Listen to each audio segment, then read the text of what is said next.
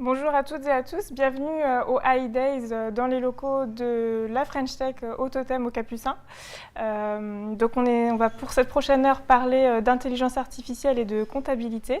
Je suis Caroline Argouet, je suis chargée de mission filière numérique au sein de l'association ADN Ouest. Donc ADN Ouest, c'est une association de professionnels du numérique qui anime et développe la filière sur le réseau Grand Ouest, Bretagne, Pays de la Loire. Donc pour parler de comptabilité et d'intelligence artificielle, je ne suis pas toute seule, je suis accompagnée de Philippe Remeau et Thomas Bourgeois qui vont pouvoir se présenter tous les deux. Bonjour à tous les deux. Bonjour. Bonjour. Donc Philippe, pour quelques mots pour se présenter. Oui, je suis Philippe Remeau, je suis directeur général du groupe Cogedis, qui était un cabinet d'expertise comptable sur 33 départements. Voilà, on a 19 000 clients et essentiellement des petites entreprises, très petites entreprises, aussi bien agricoles qu'artisanales, commerciales. Et le siège qui est basé à Saint-Onan. Alors le siège est basé à côté d'ici, à Saint-Onan. Pour autant, voilà, on va de Soissons jusqu'à Bergerac, donc un arc Grand Ouest. Grand Ouest pour le coup. Grand Ouest. Merci. Et Thomas? Bonjour à tous et toutes. Donc Thomas Bourgeois, moi je suis ingénieur parisien, personne n'est parfait. Ingénieur Supélec, j'ai passé 10 ans chez Alcatel, donc Alcatel-Lucent, qui est pas très loin d'ici. Donc un profil d'ingénieur industriel, et j'ai créé une start-up, une nouvelle entreprise qui s'appelle Datim, spécialisée dans l'intelligence artificielle et l'automatisation des fonctions support de l'entreprise. Donc un parcours qui nous a amené en 12 ans de la réponse à des opérateurs mobiles, puisqu'on venait du monde des télécoms, venant d'Alcatel. Et on a dérivé vers le fait de devoir acquérir de l'expertise métier que nous n'avions pas. Donc la grande question, c'était, sur la base de nos compétences de télécom, comment l'élargir à tout type de fonctions, de compétences métiers, sans passer du temps à acquérir la compétence, celle qu'on avait eue dans les télécoms. Et donc assez naturellement, on s'est tourné vers l'intelligence artificielle avec la volonté de faire contribuer nos clients à la mise en place de plateformes intelligentes avec de l'expertise. Et donc, à l'époque, il n'y avait que l'intelligence artificielle capable d'aller puiser l'expertise là où elle se trouvait et de capitaliser sur cette expertise pour pouvoir en faire bénéficier tout un ensemble de clients. Voilà, c'est ce qui nous a tourné vers le domaine de l'intelligence artificielle et de l'expertise comptable. Et ça, on reviendra sur cette histoire juste après. Merci. Et en effet, donc, des télécoms au secteur de la comptabilité, il y a un monde. Vous en êtes arrivé par quel biais pourquoi la comptabilité après les télécoms finalement?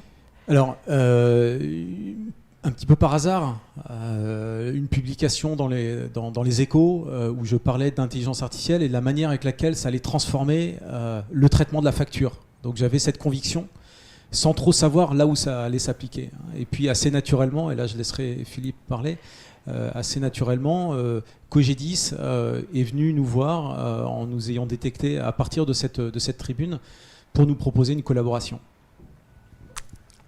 Voilà, donc nous, on était en recherche dans notre plan moyen terme 2015-2020.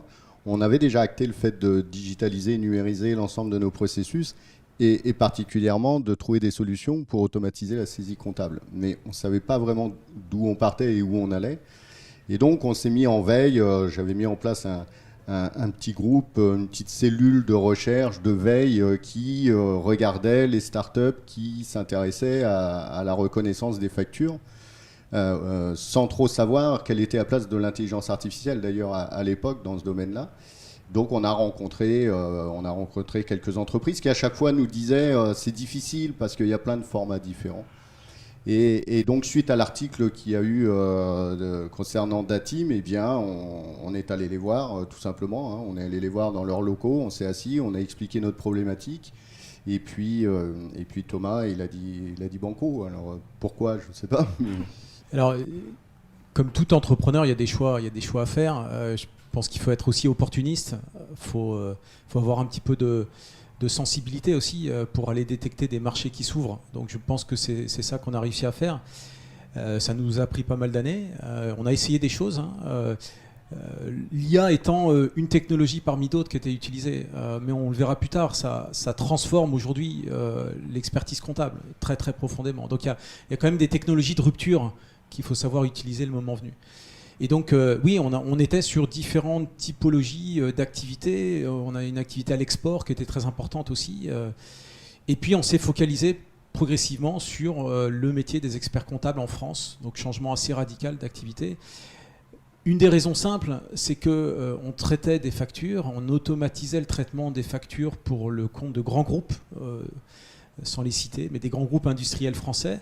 Et en fait, on s'est rendu compte d'une chose, c'est que les acteurs qui traitent le plus de factures en France, ce n'est pas les grands groupes, c'est les experts comptables. Donc une technologie qui s'applique sur la capacité d'aller robotiser la compréhension d'une facture, la lecture des factures, forcément, c'est vers les experts comptables qu'il faut aller apporter cette technologie.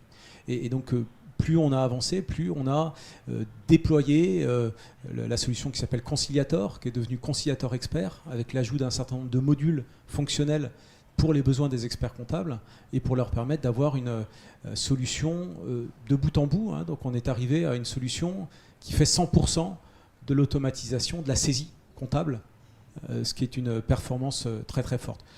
Juste mentionné dans le parcours de Datim, c'est qu'on a fusionné avec Cegid il y a 3 mois. Donc l'histoire se prolonge aujourd'hui avec le support de l'ensemble des équipes Cegid qu'on est très, très heureux d'accompagner et qui nous soutiennent pleinement. Ok, merci. Et justement, au sein du groupe Cogedis, il y avait cette volonté déjà de transformer le secteur depuis plusieurs années au niveau compta. Disons qu'on avait vraiment une volonté forte de digitaliser et numériser l'ensemble de nos processus, alors aussi bien pour la saisie comptable que nos processus internes. Mais il faut savoir que le temps passé à la saisie comptable, c'est la moitié du temps sur un dossier. Mmh. Donc on parlait pas de petits éléments de gain de productivité. On allait taper les gros cailloux qui sont la moitié d'une production de dossiers qu'on essayait ou qu'on imaginait pouvoir automatiser. Partant d'une idée à la base qui était de se dire que les comptabilités se répliquent assez fidèlement d'une année à l'autre et qu'on aurait pu prédire l'année suivante en emmagasinant les années passées. C'est un peu sur cette idée-là que j'avais expliqué à Thomas. Qui m'avait dit oui, mais pas tout à fait. Et en réalité, la force de la solution Conciliator, à l'époque, ça a été de reconstituer la facture, quoi. Donc, comme je le disais, nous, on a énormément de très petites entreprises, 19 000, entre agriculture, alors entre des modèles agricoles, un coiffeur, un commerçant, ça n'a rien à voir, les factures ne sont pas les mêmes, sont totalement différentes. Donc il nous fallait avoir une solution qui permette de répondre à toutes ces problématiques-là. Il n'était pas question de dire, pour les coiffeurs, on utilise une solution, pour les cafés-restaurants, une autre solution, etc. Donc ça faisait partie du postulat de départ. Mais pour nous, c'était un enjeu essentiel de pouvoir avancer vers cette première marche qui est de permettre d'automatiser cette partie saisie pour pouvoir imaginer demain un futur différent vis-à-vis de nos clients. Faire évoluer le métier. Faire évoluer le métier, tout à fait. D'accord.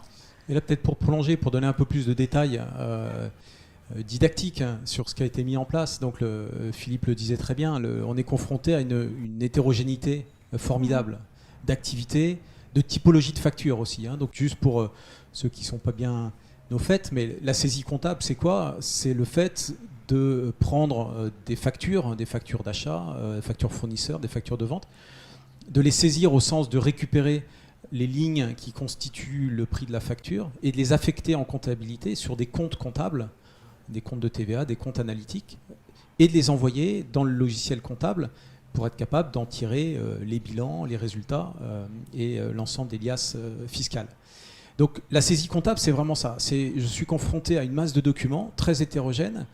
Comment automatiser cette compréhension de l'ensemble de ces documents jusqu'à lire ce qui est pertinent dans ces documents, faire de l'affectation, donc classer l'ensemble de ces informations, générer des écritures et les envoyer en comptabilité. Donc c'est exactement le travail qu'on a mis en place. On ne venait pas du tout du monde des experts comptables. Donc quand je disais tout à l'heure que l'IA permet d'aller récupérer la compétence et l'expertise là où elle se trouve, c'est vraiment ça qu'on a mis en place. C'est-à-dire, il n'y a pas plus expert qu'un expert comptable sur la comptabilité. Et donc, il fallait qu'on mette à disposition des comptables des outils qui leur permettent d'aller formater le logiciel, d'aller apprendre, surtout que les experts comptables n'ont pas tous la même pratique entre eux. Donc, ils ont des spécificités. Il fallait qu'on leur mette à disposition cette technologie qui sortait de labo, hein, en 2016-2017, quand on a démarré, c'était pas encore très mûr, très stable. Mais donc il a fallu qu'on encapsule cette technologie au sein d'un produit à destination de professionnels.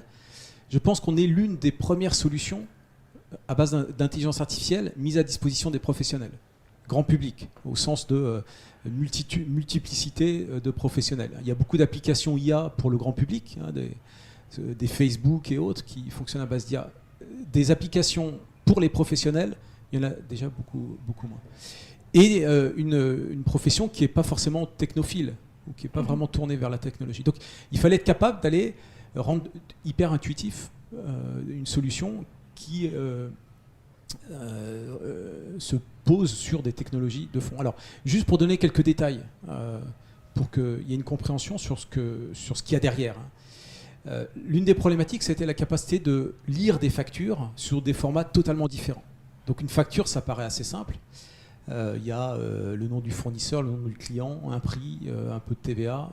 Bon, la réalité, c'est que ce n'est pas simple du tout. C'est-à-dire qu'il y a des milliers de typologies de factures différentes en fonction des différents secteurs. Ce qui existait jusqu'à là, avant que l'IA n'arrive, c'était la capacité d'aller reconnaître les caractères sur une image. Donc ça, on savait assez bien faire. Ce qui était beaucoup plus contraignant, c'était le fait de devoir définir au préalable les zones de la page sur lesquelles aller récupérer ces caractères. Et de dire, tu vas me prendre tous les caractères qui sont là, tous ces mots, et ça va devenir le fournisseur, le nom du fournisseur. Ici, là, sur cette zone-là, dans la page, c'est la date, etc., etc. Donc vous comprenez qu'avec une hétérogénéité de format, en fait, c'est impossible. C'est-à-dire qu'il suffit que la page bouge un petit peu, il suffit que le fournisseur soit pas connu au préalable, et donc la machine ne sait rien faire. Donc, les experts comptables étaient confrontés à ces systèmes qu'on appelle d'OCR, de reconnaissance de caractères, mais sans intelligence sur l'interprétation des mots. Avec l'intelligence artificielle, c'est pas du tout ça. On a donné la capacité à la machine d'aller interpréter chaque mot de la facture comme un humain le fait. Donc on ne lui a pas dit précisément tu vas chercher les mots qui sont là et tu les affectes à telle catégorie, telle interprétation. Mais on va te donner les éléments pour que toi-même tu puisses dire quelle est la nature du mot. Donc par exemple, le mot qui est en bas à droite, qui a une taille de caractère plus importante que les autres, avec un mot-clé qui est montant total, eh bien la probabilité la plus forte, c'est que ça soit le montant total de la facture. Et on a fait ça sur des millions de factures, donc on a appris à la machine à raisonner comme un humain le ferait sur la base de caractéristiques et non pas sur de l'intelligence figée ou codée au préalable. C'est ce qu'on appelle l'intelligence artificielle, qui bâtit un modèle statistique et donc qui est capable, sur la base de toutes les observations qu'elle a vues passer, d'aller prédire la nature du mot et de chaque mot de la facture. Et c'est ce qu'on appelle lire, enfin c'est ce qu'un cerveau humain fait de manière tout à fait courante. Donc c'est là où, en introduisant ces technologies, on a permis de lire n'importe quelle facture. Donc aujourd'hui, une facture qui est envoyée dans la solution est lue sans aucun problème, alors même que la facture ou le fournisseur n'était pas connu au préalable. Donc c'est vraiment des technologies de rupture, et je pourrais revenir dessus sur l'impact que ça a sur les métiers. Mais avant ça, on ne pouvait pas y arriver. On ne peut pas arriver sans intelligence artificielle au niveau de performance que l'on a atteint avec la solution. D'accord. Et là, maintenant, on est capable de lire tous les secteurs d'activité. Donc, en fait, en choisissant le secteur de la compta, quelque part, on adressait tous les secteurs d'activité, puisque la comptabilité sert tous ces secteurs-là. Ouais, c'est ça qui était très, très intéressant. C'était aussi le challenge, hein, c'est ce que Philippe a mentionné, c'est-à-dire qu'entre un pêcheur et un coiffeur ou un restaurateur, la nature de l'activité est totalement différente, donc la nature des factures est totalement différente. Et puis, sur l'affectation comptable en tant que telle, c'est à peu près le même mécanisme que j'ai exposé tout à l'heure. C'est-à-dire que la solution va s'attacher à un certain nombre de paramètres qui définissent une liste, une ligne de facture à affecter en comptabilité. Et c'est sur la base de l'ensemble de ces paramètres qu'elle va avoir une intelligence qui est très très proche de l'expert comptable. Donc on est capable aujourd'hui, pour donner quelques chiffres, on a près de 97% d'automatisation, ce qui est énorme. C'est-à-dire que 97% des documents qui rentrent dans le conciliateur ressortent en écriture comptable sans avoir été touchés ni même validés par un humain. Voilà. C'est des taux qui sont prodigieux. Ok. Et justement, donc là, quand on commence à parler de ce projet, on est dans les années 2015-2016, si j'ai bien écouté. Et depuis 2015-2016, quelles ont été les grandes étapes qui ont permis de développer cette IA au sein de Cogetis? La première étape, ça a été déjà de définir le contour de l'application, parce que ce qu'explique Thomas, c'est toute la technologie autour de l'IA, les mécanismes de réseau de neurones, d'apprentissage de réseau de neurones. Mais il fallait intégrer ça dans une logique de processus. Un comptable, c'est pas quelqu'un qui connaît le monde de l'IA. Il ne faut pas lui donner une application IT, c'est pas son domaine, quoi. Lui, il faut une application fonctionnelle, simple, intuitive, qui fait que ça, dans son cadre de travail, ça soit facilement accessible.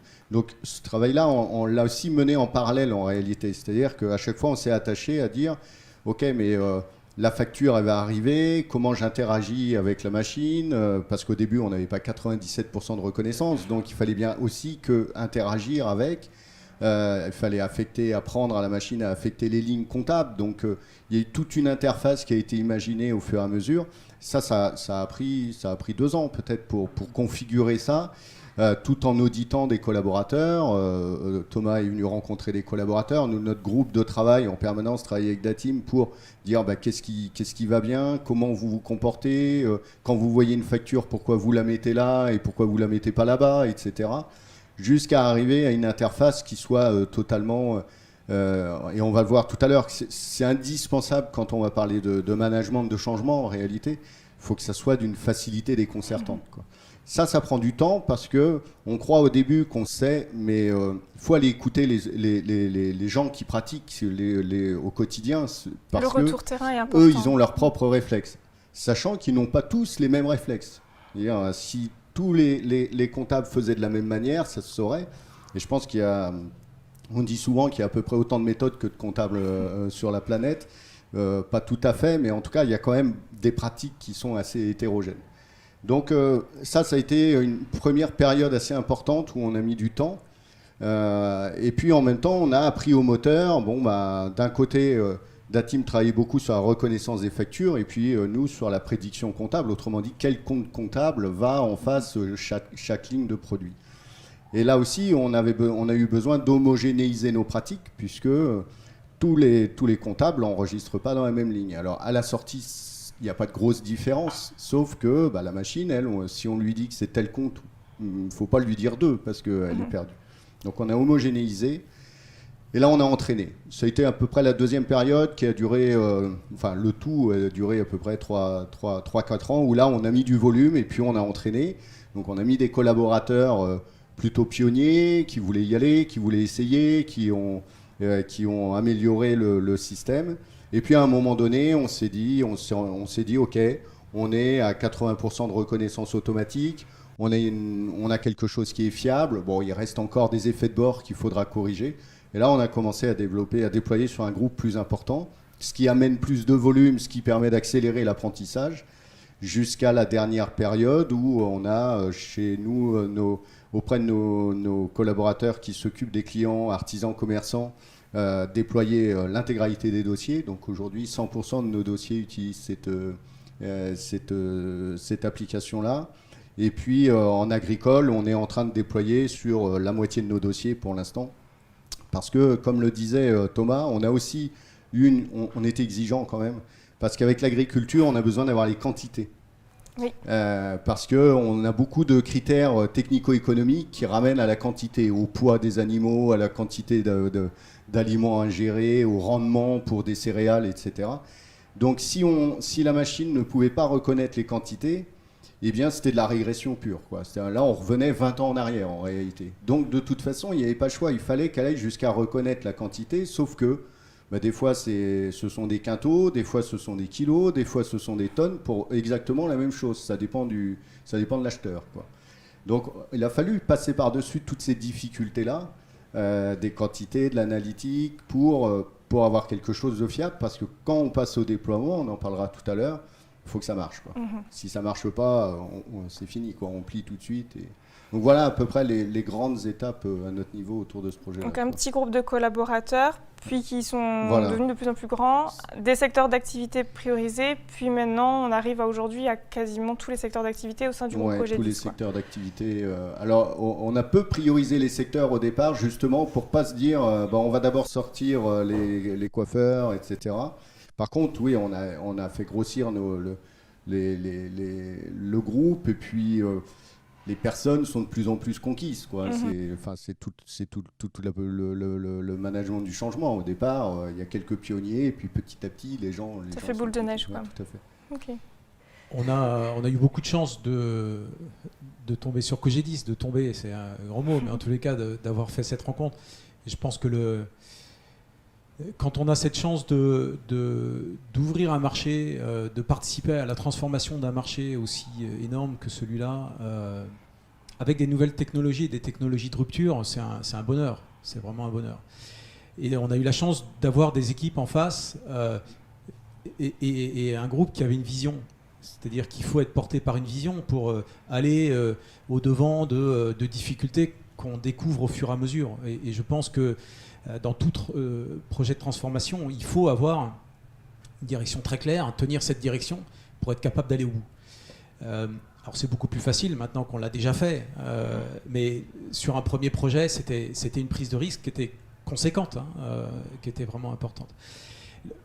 Au niveau de notre produit, donc nous on venait du monde des grands groupes, donc on avait déjà des briques technologiques qui étaient intéressantes. Il y avait un pari qui était en quoi ces briques technologiques et les usages auxquels on répondait pouvaient être cohérents et proches et adhérents à ce qu'on pouvait voir dans le monde des experts comptables. C'est là où il faut compter un peu sur la chance. On s'est rendu compte que tous les réflexes qu'on avait acquis au sein des grands groupes sur la sécurité des données, sur la performance, parce que c'est des gros volumes de données qui sont véhiculés, sur ce côté intuitif, d'interface intuitive, tout ça, c'était un parcours qu'on avait déjà réalisé, donc qu'on a pu mettre à profit. Mais on a découvert des choses. Par exemple, on s'est rendu compte que ce qui nous était envoyé dans Conciliator, il y avait certes beaucoup de factures à traiter en comptabilité, mais il y avait d'autres documents aussi qu'on ne connaissait pas. Et dans le monde de l'agricole, il peut y avoir beaucoup de documents, plus ou moins ésotériques, en tous les cas pour nous. Et donc il a fallu, par exemple, qu'on adjoigne un module de reconnaissance des typologies de documents. Chose qu'on n'avait pas du tout spécifique avant. À ce secteur-là, quoi. Alors spécifique au cas d'usage, c'est ce que Philippe décrivait, c'est-à-dire qu'un expert comptable, un comptable qui fait de la saisie, c'est pas une brique technologique qu'il faut lui fournir. C'est l'ensemble d'un processus métier qu'on appelle la saisie comptable. Et donc ça démarre par le fait qu'un client d'un expert comptable dépose des documents, c'est la fameuse boîte à chaussures, et il peut y avoir tout et n'importe quoi dans cette boîte. Bon, lorsque on est confronté à des gens qui ont du métier, c'est facile, on trie facilement. Lorsqu'on est confronté à une machine qui doit faire ce travail de saisie des pièces, il faut lui apprendre aussi à faire ce tri en amont. Donc là, on a rajouté des algorithmes d'IA, de deep learning, donc de reconnaissance d'images, pour être capable d'aller détecter la différence entre une facture, une facturette, une cotisation d'assurance, une taxe foncière, tout ça qui rentre dans la comptabilité, mais qui sont de nature totalement différente et donc qui requiert un traitement totalement différent. Donc c'est un exemple à la fois d'adaptation à un besoin particulier, d'être capable d'utiliser les technologies les plus modernes, tant qu'à faire bénéficier les clients de ce qu'il y a de mieux, mais avec un côté très pragmatique, parce que ce n'est qu'une modalité pour atteindre une finalité qui est celle du processus métier auquel il faut qu'on réponde. Ok. Et justement, quand on prend cette intelligence artificielle, comment elle va réformer, si on rentre plus dans le détail, le métier d'expert comptable, comment il évolue par rapport à tout ça? J'ai cité la lecture de la facture, comment ça transforme la capacité de lire une facture. Un autre exemple qui est intéressant, c'est l'affectation comptable. Donc c'est quoi affecter comptablement? On a une ligne de facture et il faut qu'on le mette dans des comptes qui correspondent à des typologies d'achat ou de vente spécifiques et qui sont ensuite utilisée fiscalement ou comptablement de manière différente. Et une ligne de facture, elle est composée de plusieurs éléments. C'est le fournisseur, puisque c'est souvent, par exemple, facture d'achat, c'est j'achète de l'équipement pour faire tourner mon exploitation agricole, par exemple. Eh bien, c'est constitué d'un fournisseur, d'une ligne de facture, le libellé, ensuite d'un prix, de quantité, d'un taux de TVA. Voilà. Et c'est tout ça qui fait que je vais l'adresser dans un compte particulier, un compte comptable particulier. C'est là que réside l'intelligence de l'expert comptable et toute sa pratique. Et donc, jusqu'à maintenant, ce qui se faisait, c'était de l'algorithmie traditionnelle à base de règles, c'est-à-dire qu'à un fournisseur, j'affectais un compte de charge. Donc, c'est relativement simple, hein, je vais codifier chaque fournisseur et je dis, à chaque fois que tu trouves une facture qui vient de ce fournisseur, tu le mets dans tel compte. Le problème, c'est que ça ne marche pas. C'est-à-dire que ça marche sur 50% des cas, mais qu'est-ce qu'on fait des 50 autres pourcents ? Et donc, là, il a fallu aller au plus fin de l'intelligence du comptable et récupérer l'ensemble des paramètres qui permet à un cerveau de comptable de faire cette affectation dans 100% des cas. L'objectif étant cette automatisation à 100%. Donc, et c'est là où je reviendrai un petit peu dessus, mais ce qui change radicalement les choses, c'est quand on essaye de réaliser 100% d'une tâche et 100% d'un métier. On peut faire des petits bouts, mais ça reste un outil d'aide. Quand on veut digitaliser, automatiser, on cherche à faire du 100%. Et là on est confronté à toute une autre série de problématiques. Sur l'affectation comptable, eh bien, très clairement, Conciliator prend 5 paramètres, les 5 paramètres requis pour faire une affectation comptable dans 100% des cas. Et donc, c'est un modèle statistique qui a été créé à 5 dimensions, sur des millions de lignes de facture, et qui fait que lorsque la solution, on lui présente une nouvelle ligne, eh bien, il va analyser les 5 paramètres. C'est quoi le fournisseur, c'est quoi le libellé, c'est quoi le taux de TVA, etc. Et sur cette base-là, il va essayer de se rapprocher le plus possible de ce qu'il a en mémoire, comme un stagiaire à qui on apprend. Sauf qu'un humain, il a du mal à 5 dimensions. D'avoir un modèle statistique et de réfléchir à 5 dimensions, c'est un peu compliqué. 2-3 dimensions, ça va encore. 5, c'est vraiment très compliqué. Et donc, c'est toute la force de l'IA qui est d'être capable d'avoir des modèles statistiques qui permettent de répondre à cette problématique d'hétérogénéité. Parce que s'il y a 5 paramètres à prendre en compte, c'est qu'il y a une hétérogénéité de lignes de facture à affecter et de contexte, et qu'il faut être capable d'avoir pris en compte pour faire une bonne affectation. Donc, voilà, c'est un autre exemple. Hein. J'avais parlé de la lecture de la facture, là je parle de l'affectation comptable, j'ai parlé aussi de la reconnaissance des documents. Donc tout ça, ce sont des algorithmes d'IA très différents, soit à base de deep learning, soit de pure machine learning, soit entraînés par nous, soit entraînés par les experts comptables. Et c'est toute cette capacité à aller mettre ensemble l'ensemble de ces technologies qui fait un tout cohérent, qui répond à une pratique métier et qui répond à un cas d'usage spécifique. Et justement, quand on bondit sur les métiers, au niveau des collaborateurs, comment ils sont accompagnés? Parce que tout à l'heure, on a évoqué que la profession comptable, ce n'est pas forcément des technophiles. On arrive, on leur dit, bon, bah voilà, on va travailler avec l'intelligence artificielle. OK, il y a un petit groupe qui est novice, qui est prêt à y aller, mais j'imagine que tout le monde n'a pas sauté au plafond en se disant, trop génial, demain, je travaille avec l'IA. Comment l'accompagnement s'est passé, finalement, en termes de conduite du changement? En réalité, je pense qu'il y a une première étape à passer, c'est que les gens prennent conscience que c'est possible. Parce qu'on est dans un monde où comme ça n'a jamais existé, c'est ce qu'explique Thomas, c'est-à-dire que ça n'a jamais existé. Il faut se rendre compte que ce dont on parle là, il l'a dit, c'est une application métier qui touche des milliers de clients, de comptables, des centaines de cabinets comptables. Ça veut dire que c'est de montrer que c'est possible. Je me souviens, moi, quand on était plus jeune, qu'on voyait les images des robots qui arrivaient dans les usines pour faire des soudures de voitures. Bzz, bzz, bzz, bzz. Et puis on disait, mais c'est pas possible, quoi. Le robot, il n'arrivera jamais à faire mieux que ce que fait le soudeur qui avait 20, 30 ans d'expérience. Je me souviens de ces images-là. Mais on recommence l'histoire en réalité. C'est exactement la même histoire. Donc la première étape, c'est que les gens, à un moment donné, se disent, ah ouais, mais c'est possible, quoi. Et donc, c'est vrai que ça fait à peu près 4-5 ans, et les premières années, moi, j'ai beaucoup prêché dans le désert, en réalité. Mais prêcher dans le désert, c'est aussi une nécessité. On a beaucoup communiqué autour de c'est quoi l'IA, c'est quoi un réseau de neurones, c'est-à-dire retirer le côté un peu boîte noire, de ce truc pas très clair. Non, voilà, c'est à base d'algorithmes. Alors, on n'a pas expliqué aux gens, parce que moi-même, je ne pourrais pas, mais expliquer c'est quoi cette logique de réseau de neurones, pourquoi la machine, elle peut apprendre. Et puis on a en interne pas mal communiqué autour de ça pour ne pas en faire un tabou, ni un secret, ni faire en sorte que les collaborateurs se disent mais c'est quoi ce truc qui arrive là maintenant? Non, enfin ça fait 5 ans. Moi je dis on y arrivera. Alors avec plus ou moins de certitude, mais au moins on l'a dit. Et puis là on arrive à un moment où c'est déployé et donc les collaborateurs se disent il y a un autre monde que celui de saisir de la compta. Parce que le monde de la compta, depuis l'arrivée de la micro-informatique, alors je ne parle même pas de saisir à la main, mais depuis l'arrivée de la micro-informatique, saisit les factures de la même manière. Depuis la sortie de la guerre, on saisit des factures, on clôture, on remet le résultat, on saisit des factures. C'est ça le monde de la compta.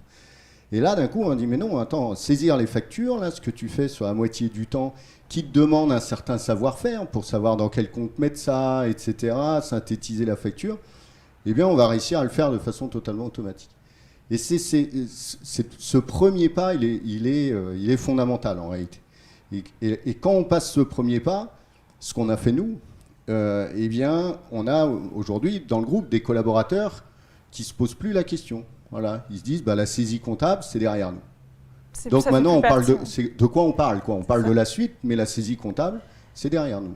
Donc c'est pas la peine. Alors forcément, un changement, il y a toujours les pionniers, il y a toujours les résistants. Enfin, on trouve toujours les mêmes règles partout, dans toutes les entreprises et dans toutes les sociétés. Il n'empêche que les résistants, il y en a de moins en moins, parce qu'à un moment donné, c'est plus la peine de résister. De toute façon, c'est comme ça. Ça fonctionne. 97% d'automatisme. C'est devenu un non-sujet. Maintenant, la suite, c'est quoi ? Voilà où on en est aujourd'hui. Et donc, dans cette transformation et dans l'accompagnement à l'utilisation, c'était aussi une question que vous aviez, plus l'application est simple, et plus c'est simple en réalité. Donc nous, un collaborateur, il vient, il prend la moitié de ses factures, il les récupère en PDF de son client, il fait hop, déposer dans le portail, c'est fini. Et l'autre moitié, il a les factures papier, il retire les agrafes, il met ça dans des copieurs. Nous, on a tout notre SI qui a intégré un parc de copieurs. Il appuie dans le copieur, il choisit son dossier, il appuie sur le bouton, c'est fini. C'est fini. Il va dans sa plateforme, il repère les quelques factures qui ont été peut-être mal reconnues ou sur lesquelles il y a un doute et il doit mettre ses derniers comptes. C'est terminé. Donc, c'est pas l'apprentissage. Mais pour ça, il fallait passer beaucoup, beaucoup de temps en amont, justement, pour rendre les choses faciles, quoi. Pour lever toutes les contraintes et surtout toutes les objections qu'on aurait pu avoir au moment du déploiement. Puis j'imagine à un moment donné un lâcher prise. En tant que responsable, la direction a dû se dire ok, là il y a Thomas, il présentait sa solution, elle est comme ça aujourd'hui. Il fallait passer à l'action, donc il fallait se dire on y va, faut être prêt à lancer en interne. Oui, alors ce sont des processus qui sont en réalité des processus assez longs et de maturation. C'est-à-dire que on passe pas à un moment donné de dire ah yes, c'est prêt, go, on y va, quoi. En réalité, faut revenir, discuter avec les élus aussi et les représentants du personnel qui eux-mêmes se posent des questions. Donc voilà, faut prendre ce temps-là de pédagogie, d'explication. Alors par moment de pousser un peu de bousculer les lignes, sinon faut pas rêver, ça bougerait pas. Et à un moment donné, on se dit ok, on est prêt, quoi. On faisait des retours, des enquêtes de satisfaction. On a fait des enquêtes de satisfaction de collaborateurs qui testaient des baromètres, peut dire. Et à un moment donné, on a dit c'est bon, quoi. On est prêt, on y va. Mais c'est un processus, qui peut paraître long quand on est un petit peu impatient, je ne le cache pas, mais qui est nécessaire en réalité, quoi. Je pense qu'il faut comprendre aussi que c'est une partie des métiers qui n'était pas la plus passionnante, quoi. Alors quand on a fait que ça tout le temps, on ne conçoit pas qu'on puisse faire autrement. Et c'est cette transformation qu'il faut réussir. Mais moi j'ai vu aussi des collaborateurs qui étaient presque au bord des larmes, quoi. Quand ils avaient essayé Conciliator et qu'ils se rendaient compte que le paquet qu'il venait de scanner, il le retrouvait dans son logiciel comptable sans avoir rien fait. Des larmes de joie, du coup. Des larmes de joie, des larmes de joie, bien sûr. Ouais. Non, mais c'est vraiment assez extraordinaire. Le point important que je voulais souligner tout à l'heure, c'est cette notion d'automatisation à 100%. Ça veut dire quoi? C'est que le critère qui nous a vraiment conduit à aller au bout, c'est la capacité de l'algorithme de faire la globalité du travail sans qu'il y ait besoin d'intervention humaine. Ça, c'est très important. Parce qu'on a beaucoup de logiciels, et il y en a beaucoup sur le marché, qui permettent d'aller faire un bout du truc. C'est relativement satisfaisant parce qu'on voit des choses. La réalité, c'est que pour un chef d'entreprise, ce qui est vraiment intéressant, c'est lorsque la machine va au bout. Parce que s'il faut passer du temps pour vérifier, compléter, modifier ce que l'algorithme a fait, on est sur une aide à la saisie comptable dans ce cas-là, mais on n'est pas sur une automatisation de la saisie comptable. Donc tout ce qui nous a motivés, c'est de se dire il faut être capable de faire 100% du processus métier de la saisie comptable sans qu'il y ait besoin d'intervention humaine. Et là, si vous réfléchissez à ça, en fait, il y a beaucoup de mécanismes, en dehors même de l'IA. Par exemple, sur la lecture de la facture, comment s'assurer que l'IA a bien fait le boulot? Vous savez que l'IA, hyper puissant, mais ça peut totalement déconner parfois. Totalement. Et comme c'est des modèles relativement complexes, c'est compliqué parfois de comprendre pourquoi ça se comporte mal. Donc le seul moyen d'aller sécuriser dans une application métier, parce qu'il est hors de question que le collaborateur comptable voit que la machine a complètement disjoncté. Parce que dans la conduite du changement, mais ça c'est du suicide. Et en plus, elle raisonne totalement différemment de nous. Donc elle peut totalement déconner, mais avec des résultats totalement aberrants, qui pour un expert décrédibilise, mais à jamais, la solution. Donc la démarche industrielle avec l'intelligence artificielle, c'est de faire en sorte non seulement de penser à la puissance de l'intelligence artificielle, mais de le penser dans le cadre d'un processus métier de bout en bout, totalement sécurisé. Et donc là, par exemple, sur la lecture de la facture, ce qu'on fait, c'est qu'il y a 70 contrôles automatisés qui s'appliquent sur les résultats de lecture de l'IA sur la facture pour savoir si ça a fonctionné ou pas. Donc c'est vérifier que la somme des montants des lignes est égale au montant total de la facture, c'est assez simple, hein, que le hors-taxe plus la TVA est égal au TTC, etc. Donc tous ces contrôles qui nous permettent de, nous pauvres humains, d'être capables de dire, bon là je sais que ça a bien fonctionné, le monstre que j'ai créé, il réagit bien, il a bien réagi. S'il n'a pas bien réagi, ben on le reprend et puis on va améliorer la solution. Mais voilà, c'est important d'avoir ça en tête, de sortir l'IA d'un monde de labo, comme on l'a trouvé quand on a démarré en 2014-2015, hein, pour en faire une solution intuitive, ce qu'on a dit, mise entre les mains de non-technophiles pour être capable de faire 100% du métier. Et donc, juste pour terminer là-dessus, notre critère, c'est vraiment ça, c'est être capable de faire l'ensemble du processus. Donc, j'envoie des documents, je récupère le résultat en comptabilité, et là, il y a quel pourcentage qui est réalisé sans qu'il y ait d'intervention humaine, avec qualité bien évidemment. Et donc ça c'est vraiment un moteur qui est très très important. C'est la seule question qu'il faut se poser en réalité si on cherche à gagner en productivité, parce que toute solution qui n'a pas ce résultat de 100% de traitement est une solution qui va forcément aller beaucoup moins loin et ne pas permettre un gain de productivité qui est attendu par ce type de solution. Et si après on pousse au niveau des impacts de l'IA vers les collaborateurs, quels ont été finalement ces impacts pour les collaborateurs et pour les clients? Puisqu'on travailler pour Cogedis, c'est très chouette, mais Cogedis travaille pour ses clients, donc in fine, quels sont les impacts justement de cette IA pour les collaborateurs et les clients? Je pense que le premier impact, c'est de mettre le premier pied dans le monde du temps réel. Et ça, c'est quand même une grande différence. C'est-à-dire que ce que j'expliquais tout à l'heure, on saisit, on clôture, on remet le résultat. Moi, je suis un chef d'entreprise, mon résultat, je vais l'avoir 3-4 mois après ma clôture. Donc 3-4 mois après ma clôture, ça veut dire entre 15 et 16 mois après le début de mon exercice. Tant dire que j'ai déjà commencé à travailler sur mon nouvel exercice. Et puis là, c'est pire, parce qu'avec le confinement, on a eu des délais particuliers. Ça fait 2 ans qu'on a des délais jusqu'au 30 juin. Donc globalement, ça veut dire qu'on est en train de repousser de plus en plus. Quasiment, on a fait la moitié de l'année, qu'on est en train de restituer ce qui a été fait l'année précédente. Donc on voit bien que ce pas de temps, plus personne ne l'acceptera à l'avenir, quoi. Donc ce que nous permet la solution, et le premier changement, c'est de rentrer en temps réel. C'est-à-dire que j'ai les factures, j'ai les écritures. J'ai les factures, j'ai les écritures. Et puis si mon client il dépose tout seul ses factures, j'ai les écritures. Ça, c'est le premier changement. Le deuxième changement, pour des collaborateurs, c'est le gain de temps. Puisque, eh bien, au lieu de passer du temps sur ce qu'on appelle des tâches à faible valeur ajoutée, en réalité, vu client, pour un client qu'on enregistre vite, pas vite, bien, pas bien, ça ne lui change pas grand-chose en réalité, eh bien, ce temps libéré va permettre à nos collaborateurs de passer plus de temps en accompagnement client, en relation client. Donc, je dirais que le digital va nous permettre d'accentuer la relation humaine vers les clients pour eh bien, les accompagner plus régulièrement dans leur activité, dans des indicateurs de pilotage qu'on va pouvoir aussi faire naître de par ce temps réel.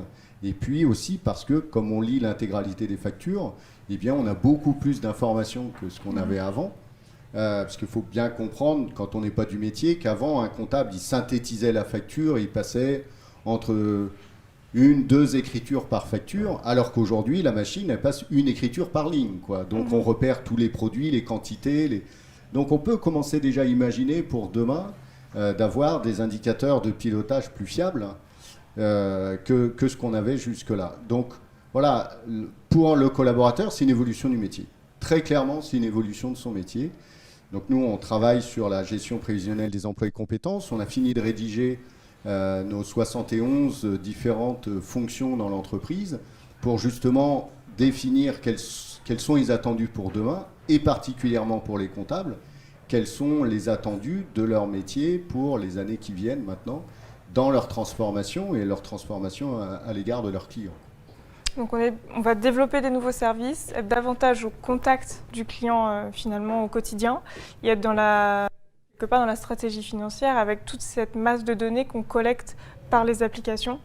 Oui, c'est ça. Plus de relations clients, plus de réactivité aussi, donc plus collé au temps moderne, si je peux prendre cette expression, et plus d'informations. Alors là aussi, il faudra faire attention. Ce n'est pas le collaborateur qui va synthétiser l'ensemble des informations qu'il reçoit. Donc là on rentre aussi dans une nouvelle ère qui est le traitement de la data.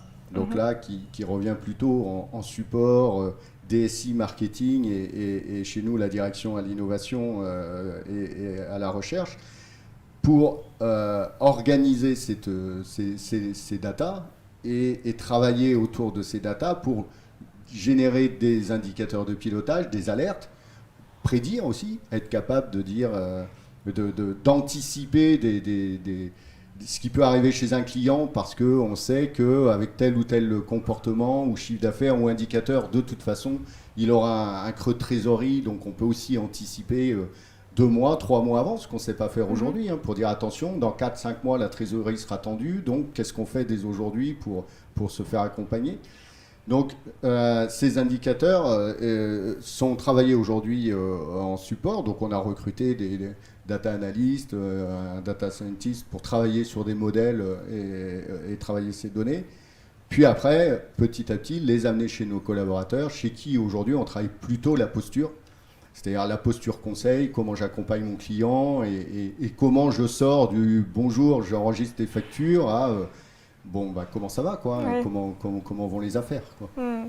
Donc on a au sein d'un groupe comptable, on a le côté accompagnement du collaborateur au changement parce que son métier évolue, et puis il y a tout l'aspect exploitation de la data qui va être drainé dans tous les services, que ce soit marketing, on sent l'importance de la DSI aussi du coup derrière aussi, et finalement tout ça c'est dans l'univers comptable qu'on n'imagine pas forcément.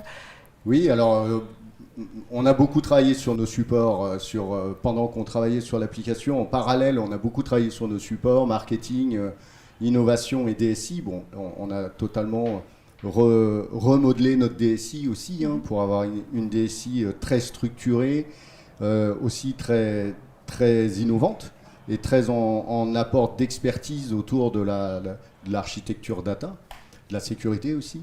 avec les temps d'aujourd'hui, c'est important. Donc, on a beaucoup travaillé là-dessus. Donc, aujourd'hui, on est plutôt sur des supports qui sont... la machine tourne, je dirais qu'ils cherchent, mais ils trouvent. Et on entre dans une deuxième étape sur laquelle, là, on fait focus actuellement et pour plusieurs mois, qui est là l'accompagnement des collaborateurs terrain, l'accompagnement des managers, parce qu'on a toujours l'impression qu'il faut accompagner les collaborateurs et que pour le manager, comme je suis manager, c'est naturel de me transformer. C'est pas vrai du tout. Donc là, on travaille beaucoup autour des managers. On a mis en place une direction à l'accompagnement et à la transformation, mais pour accompagner de façon très pratico-pratique nos collaborateurs sur le terrain, nos managers sur le terrain, pour les aider aussi à se transformer eux-mêmes et à le faire en confiance, quoi. Pour pas les perdre en route, puisque l'objectif, c'est que le maximum de personnes puissent se transformer et évoluer. Oui, tout à fait. Pour terminer, avant de passer au temps de questions-réponses, un petit mot sur demain. Demain, on fait quoi? Comment vous voyez un petit peu l'avenir de l'IA, de la compta, les perspectives? Du côté de Cogedi, j'ai bien entendu que ça va être une grosse montée en compétences des collaborateurs pour rester compétitifs et sur le monde moderne. Mais peut-être Thomas, un petit mot là-dessus? Oui, alors il y a encore beaucoup de choses à faire. On est en train notamment de se préparer à l'arrivée de la facture électronique. L'un des sujets compliqués encore dans l'escarcelle de ce qu'on a décrit, c'est la collecte des documents. Ça prend beaucoup de temps. Ils sont totalement dispersés, donc il faut être capable de les rassembler. Les collaborateurs comptables perdent beaucoup de temps, les clients perdent beaucoup de temps aussi sur cette collecte de documents. Or, la collecte et avoir les documents est nécessaire. L'IA est très intelligente, mais sans données, elle est incapable de traiter quoi que ce soit. Elle ne peut pas inventer les données qu'elle n'a pas. Donc forcément, il y a un gros travail autour de comment est-ce qu'on centralise cette donnée encore de manière beaucoup plus efficace qu'aujourd'hui. Et je ne parle pas de tout ce qui existe déjà, je parle de commerçants, je parle d'agriculteurs, et donc dans leur situation à eux, quoi. Comment leur permettre facilement de transférer leurs données et donc les différents éléments comptables qu'ils reçoivent eux-mêmes. L'arrivée de la facture électronique va forcer un petit peu le destin, puisque toute facture d'achat va devoir être distribuée au sein de plateformes, et donc ça va rendre la collecte beaucoup plus facile, avec une phase de transition très importante et puis plein d'exceptions à gérer, etc. Donc ça ne va pas tout résoudre. Mais disons qu'il y a un enjeu très fort autour de cette collecte de documents, toujours pour faciliter la vie des professionnels, augmenter le temps réel, comme Philippe le mentionnait tout à l'heure. Et donc là, c'est des éléments très très intéressants sur lesquels on travaille, comment participer à cette transformation qui va arriver dans les années qui viennent. Merci à tous les deux. Donc, je retiendrai que l'IA permet d'humaniser davantage finalement, de garder de plus de temps auprès de nos clients sur le monde de demain, sur le comptable de demain. Merci. Frédéric, est-ce qu'il y a des questions? Alors, question sur la sensibilisation des entreprises, parce que vous avez parlé de la formation des collaborateurs en interne, etc. Mais comment aujourd'hui sensibiliser des entreprises qui ne connaissent pas forcément le type de solution, qui peut-être le voient plus d'un côté négatif en se disant on a parlé un peu ce matin sur d'autres conférences sur l'intelligence artificielle en disant on va me prendre mon métier, etc. Mais comment toucher des entreprises peut-être petites qui auraient encore une fois des gains de productivité, qui auraient plein de choses mais qui ne le savent peut-être pas? Est-ce qu'il faut vraiment communiquer par l'exemple, par des retours d'expérience? Comment faire pour réussir à toucher le plus grand nombre auprès de ces bénéfices attendus? Alors, moi je pense qu'il y a un élément, c'est qu'il ne faut pas prendre l'axe de la technologie. Ça ne veut rien dire introduire l'IA dans une PME. Tout le monde s'en fout, peut-être par ceux qui font que de l'IA, mais la vraie question c'est qu'est-ce que ça amène? Il faut prendre l'approche métier. Donc là, on a peu parlé d'IA, on a parlé de cas d'usage, on a parlé de besoins d'experts comptables, et c'est comme ça qu'on arrive à séduire un marché ou à participer à un marché naissant. Donc je pense que le premier écueil, c'est qu'il ne faut pas mettre la technologie d'abord. La vraie question, c'est à quoi ça sert et qu'est-ce que ça leur permet de faire. Et ensuite, on se pose la question de comment le faire le mieux possible avec les technologies qui sont disponibles.